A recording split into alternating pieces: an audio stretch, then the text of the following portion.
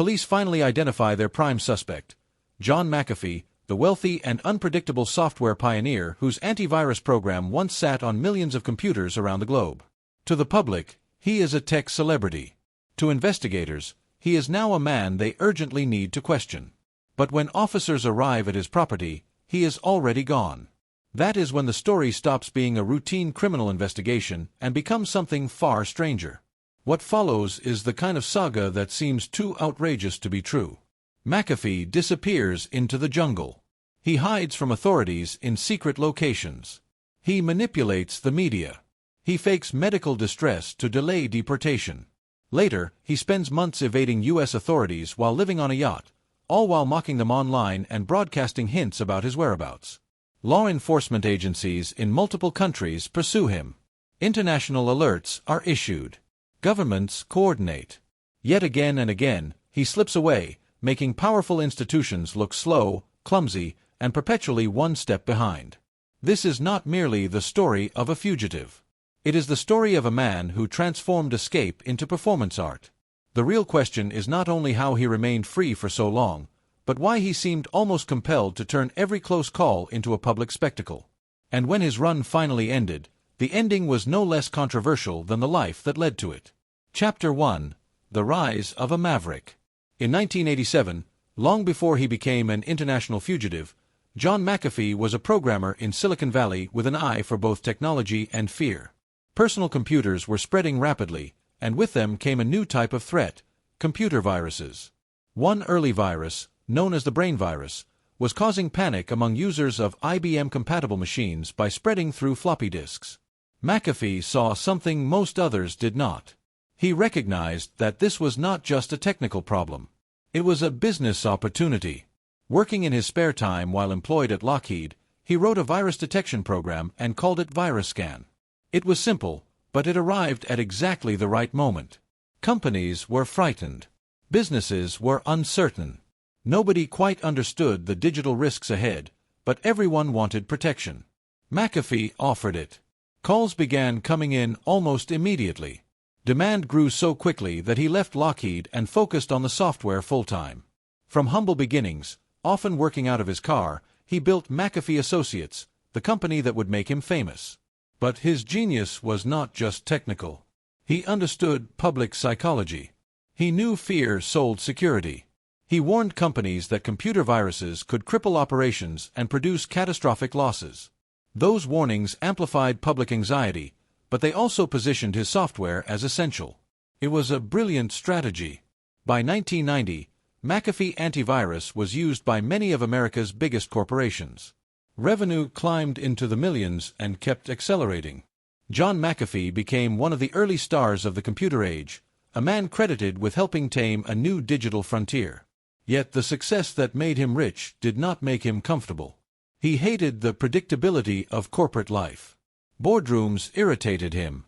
Shareholder expectations suffocated him. Rules, regulations, and routine felt like chains. McAfee was restless, erratic, and allergic to conformity. Stories followed him everywhere. Stories of reckless behavior, mind-altering drugs, sexual chaos, and a deep fascination with provoking respectable society. He was brilliant, yes, but also volatile and theatrical, a man who seemed to treat his own life as an experiment in excess. So in 1993, while still relatively young, he walked away from the empire that carried his name. He sold his shares for around $100 million and left the corporate world behind. For a time, he drifted through a life of luxury and eccentric reinvention.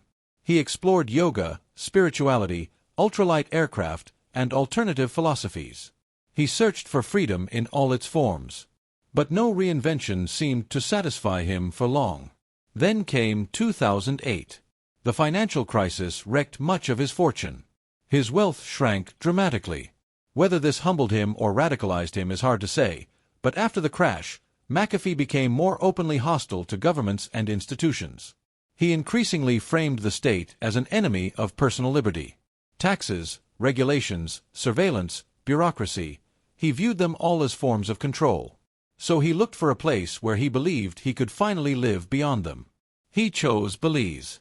In 2009, McAfee moved to Belize, a small Central American nation that appeared to promise exactly what he wanted: distance from the U.S. government, fewer restrictions, and the possibility of living by his own rules. At first, it may have seemed like paradise. He bought a luxurious beachfront home on Ambergris Cay and another property deep in the jungle near Orange Walk. He surrounded himself with bodyguards, local enforcers, and an entourage that mixed loyalty, dependency, and fear. He claimed he was researching herbal antibiotics and trying to develop new treatments from jungle plants. To give this effort a more respectable appearance, he launched a company called Quorum X. From the outside, he might have looked like another eccentric rich expatriate playing scientist in the tropics. But the situation around him grew darker. McAfee armed himself heavily. He employed men with criminal pasts. He surrounded himself with very young girlfriends. He threw bizarre parties. He displayed weapons casually. He cultivated an atmosphere of unpredictability and menace. Locals whispered that he was unbalanced, dangerous, or both. What had once been entrepreneurial paranoia now seemed to be mutating into something closer to obsession. He believed enemies were everywhere. By day, he flew ultralight aircraft over reefs and coastline. By night, he entertained with bonfires, guns, and increasingly erratic behavior. He fought with neighbors. He clashed with criminals. He pushed local patience to the limit. Belize was not Silicon Valley, and it was certainly not a lawless kingdom waiting for him to become its ruler. But McAfee behaved as though ordinary constraints did not apply to him. That illusion began to collapse in 2012. In April of that year, Belizean authorities raided one of his compounds. Officers in tactical gear stormed the property, reportedly without clearly presenting a warrant. McAfee, his girlfriend, and members of his staff were lined up at gunpoint. During the raid, his dogs charged officers, and one was shot. McAfee was furious. Police searched the entire property, overturning equipment, seizing firearms, and confiscating chemicals from his makeshift laboratory. Despite suspicions, no drugs were found. The only formal issue appeared to be an unlicensed firearm. Still, McAfee was detained and taken to a foul holding cell in Belize City. He spent the night there, humiliated and enraged, before being released the next day. He never recovered psychologically from that raid. Afterward, he became convinced that the government wanted him dead. Maybe he was wrong. Maybe he was reacting to humiliation with grandiose paranoia. But to McAfee, the raid confirmed everything he already suspected. He began sleeping with a gun under his pillow. He installed cameras and improvised security systems. He ranted about corrupt police, assassins, and conspiracies involving cartels and officials. Belize's prime minister would later dismiss him as wildly paranoid. McAfee took that almost as validation. In his mind, paranoia was survival. The neighbor. Close to McAfee's property lived another American expatriate named Gregory Fall, a man who had moved to Belize seeking peace, quiet, and tropical simplicity. Instead, he found himself living near John McAfee. Fall was deeply frustrated by McAfee's dogs, which roamed freely, barked incessantly, and were reportedly aggressive enough to frighten tourists. He filed complaints with local officials. He demanded that McAfee control the animals. The relationship between the two men deteriorated. According to the narrative, Fall at one point warned that if McAfee did not deal with the dogs, he would. Then, on November 9, 2012, several of McAfee's dogs suddenly became violently ill. They began foaming at the mouth and collapsing. By morning, multiple dogs were dead, apparently poisoned. McAfee was devastated. Then he was enraged. He believed someone had sent him a message. Perhaps it was a warning. Perhaps it was retaliation. Perhaps, in his mind, it confirmed yet another conspiracy. And given the ongoing feud with Fall, suspicion naturally drifted toward the neighbor. Then came the next shock. On the night of November 10th, a gunshot was heard. By the following morning, Gregory Fall was found dead in his home, shot in the head. His laptop and phone were missing. It looked like an execution. Authorities immediately wanted to speak with McAfee. But by the time police arrived at his property, he had already fled. The gates were open. The compound was abandoned. McAfee and his girlfriend had vanished into the jungle. The software mogul who once sold protection to the digital world was now the focus of a murder investigation in a foreign country, and rather than stay and answer questions, he had chosen to disappear. In that moment, the manhunt truly began. Going underground. McAfee did not flee in panic. He appears to have fled with preparation. Later accounts suggest that he had already established safe houses and cultivated a network of locals and contacts who could help him move without being tracked. Within hours of vanishing, he and his companion were bouncing between hideouts across Belize, private homes, remote structures, and isolated river locations. Belizean authorities launched an aggressive search. Police and soldiers swept areas connected to him. Roadblocks were set up. People associated with McAfee were questioned. Helicopters and dogs were deployed. Yet somehow he kept slipping through. At one point, while hiding in a bunker-like location as police searched nearby, he reportedly spent time watching an old film and joking about building a treehouse. Even while being hunted, he seemed to retain that strange theatrical detachment that would define so much of his life. But Belize was becoming too dangerous. His options were narrowing. Informants could talk. Search teams were closing in. Borders were tightening. If he wanted to remain free, he had to get out. So under cover of darkness, just days after Fall's murder, McAfee boarded a small fishing boat and arranged an illegal trip into Guatemala. He paid cash. No passports. No official records. No paper trail. The boat drifted into Guatemalan waters, and by morning he was on land, making his way toward Guatemala City. For a brief moment, he had done it. He had escaped Belize. But John McAfee was rarely content to simply survive quietly. He needed attention. He needed to control the story. That impulse nearly destroyed him. The Vice mistake. Instead of staying hidden in Guatemala, McAfee contacted journalists from Vice and offered them exclusive access to the world's most infamous fleeing tech millionaire. Reporters met him. Photos were taken. A story was prepared. McAfee smiled for the camera, looking disheveled but triumphant, clearly enjoying the performance. He wanted the world to see that he was still free. Then came one of the most famous blunders of the entire saga.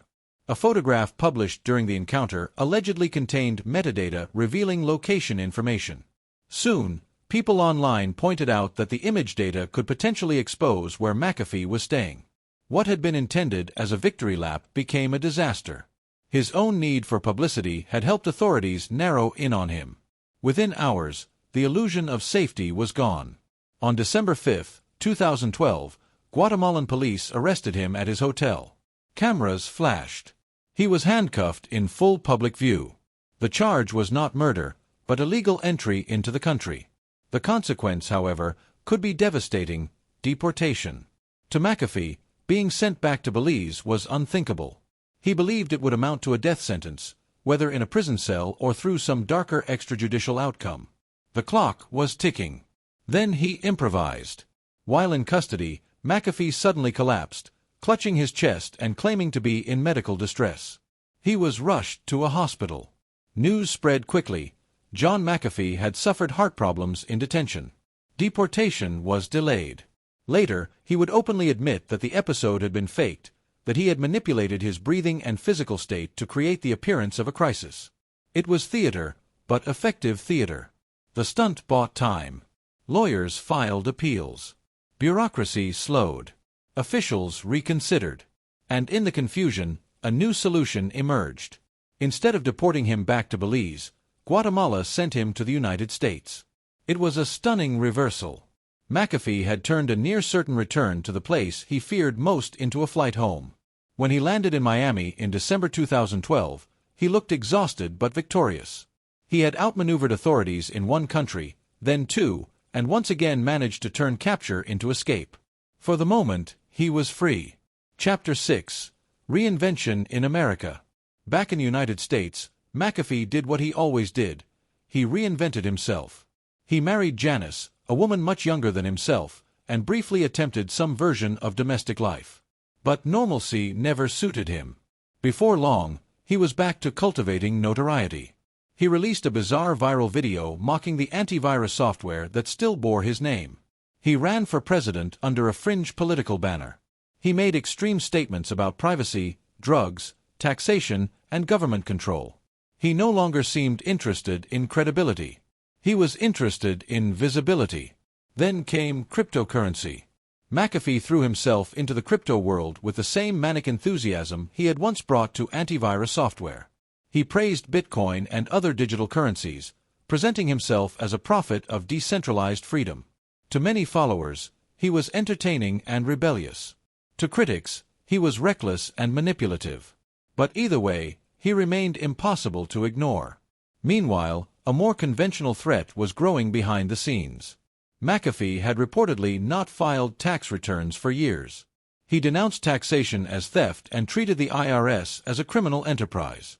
U.S. authorities, unsurprisingly, did not share that interpretation. In 2019, a federal grand jury secretly indicted him on tax-related charges. Someone tipped him off.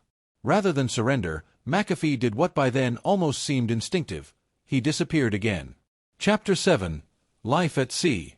McAfee's second great fugitive chapter unfolded not in jungles and safe houses, but on the water. He lived aboard a yacht, moving through the Caribbean, hopping from one jurisdiction to another, staying in motion to avoid capture. He traveled with Janus, firearms, cash, cryptocurrency, and an internet connection strong enough to maintain his digital persona. That was part of what made his evasion so surreal. He was hiding, but also broadcasting.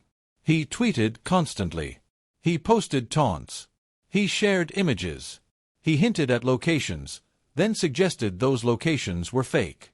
He cultivated confusion as strategy. He seemed to understand that fame itself could function as a shield. Quiet arrests are easier than noisy ones. But with McAfee, every movement risked becoming a spectacle. He used that to his advantage, turning his fugitive status into a real-time media event. He claimed to use encrypted phones, disguises, body doubles, and strategic misinformation. Whether every claim was true hardly mattered. His life had become a cloud of truth, exaggeration, paranoia, and deliberate myth-making. The uncertainty itself made him harder to corner. In July 2019, authorities in the Dominican Republic detained him after finding weapons on his yacht. It seemed possible that this time, the run might be over. But after several days, he was released. Again. Each escape fed the legend.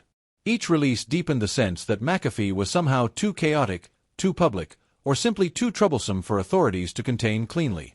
He boasted about it. Even when arrested, he seemed to walk free. Yet the net was tightening. By late 2019 and into 2020, McAfee spent time in various locations, including parts of Europe. He made increasingly ominous statements, claiming to possess damaging information about corrupt figures and hinting that if anything happened to him, others would suffer too. It was unclear whether these were credible threats, delusions, or another layer of self-created mythology. Then, in 2020, after years of movement, something changed. Perhaps he was tired. Perhaps global travel disruptions made constant flight harder. Perhaps the risk matrix had finally shifted. Whatever the reason, McAfee slowed down. He settled, at least temporarily, near Barcelona, Spain. That decision ended the chase. Arrest in Spain. On October 5, 2020, McAfee was arrested in Spain at the request of the United States. Reports placed him at or near Barcelona's airport, where a passport check flagged him. Within minutes, Spanish police moved in. After years of theatrical evasion, through Belize, Guatemala, the Caribbean, and beyond, he had finally been stopped by the ordinary efficiency of a scanned passport. This time, there would be no yacht to board, no jungle to vanish into, no press ambush to manipulate into freedom. He was taken into custody and held pending extradition to the United States. He was 75 years old. The charges he faced were serious: tax evasion, failure to file returns, and separate allegations related to cryptocurrency schemes. Extradition now loomed as the final defeat he had spent years trying to avoid. Even from prison, however, McAfee continued shaping his own narrative. Through messages and intermediaries, he maintained that the case against him was political. He implied persecution. He invoked the image of the dissident targeted by state power. He also made dark remarks suggesting that if he were found dead in custody, it should not be assumed to be suicide. Those statements would later take on enormous significance. Chapter 9. Endgame. McAfee spent months in a Spanish prison awaiting a final decision on extradition. Stripped of mobility and most of the tools he had used to maintain control, He was left in a concrete cell with little but time, memory, and dread. On June 23, 2021, the Spanish court approved his extradition to the United States. Within hours, he was dead. Prison staff found him hanging in his cell. Emergency responders arrived quickly, but he could not be saved. The official conclusion was suicide by hanging. He was 75 years old. For supporters, the timing was immediately suspicious. McAfee's wife insisted he had not been suicidal and said he had sounded hopeful in their final conversation. Others pointed to his earlier public statements claiming he would never kill himself. Conspiracy theories exploded online. Some wondered whether he had been silenced. Others speculated wildly that he had faked his death one last time and escaped. But official investigations, including autopsy findings, reaffirmed the conclusion that he had died by suicide. And yet, with John McAfee, certainty never came easily. Even after death, his story resisted closure. Legal battles, estate disputes, and endless online myth-making kept his name circulating. He had spent much of his life turning fear into business, suspicion into identity, and escape into spectacle. It was almost inevitable that his death would become one final arena for confusion and narrative warfare. Conclusion: the man who refused the cage. John McAfee's life reads like a collision between genius, addiction, paranoia, ego, and performance. He helped define an entire cybersecurity industry. He made and lost fortunes. He reinvented himself repeatedly, as entrepreneur, mystic, exile, scientist, political candidate, crypto evangelist, outlaw, and anti-government folk hero. He was often outrageous, often brilliant, often deeply self-destructive. What made him so compelling was not simply that he ran from governments. It was the way he turned running into a worldview. He seemed to believe that institutions were inherently predatory, that freedom required permanent resistance, and that control, whether legal, financial, or social, had to be mocked, evaded, or blown apart. But in resisting every cage, he may have built one of his own. Because eventually, the improvisation stopped working. The money, charm, notoriety, and audacity that once opened escape routes could not save him forever. The tricks became harder. The jurisdictions narrowed. The risks accumulated. And the man who spent years humiliating authorities around the world ultimately faced the one outcome he seemed unable to endure: permanent confinement. Whether you see him as a rebel, a fraud, a tragic eccentric, or a dangerous narcissist, McAfee remains unforgettable. He was a man who built software meant to protect people from invisible threats, then spent the rest of his life becoming one himself: slippery, destabilizing, impossible to pin down. He did not just flee the law. He performed his defiance, narrating it in real time, turning every chase into legend. And in the end, even his death became part of the myth. For years, governments tried to catch John McAfee and failed. When they finally did, the story still did not settle into something simple or orderly. It remained messy, theatrical, and unresolved, just like the man at the center of it. John McAfee once seemed to embody a certain kind of digital age freedom: borderless, anti-establishment, encrypted, untamed. But his life also exposed the cost of living entirely in opposition, of turning suspicion into identity and chaos into principle.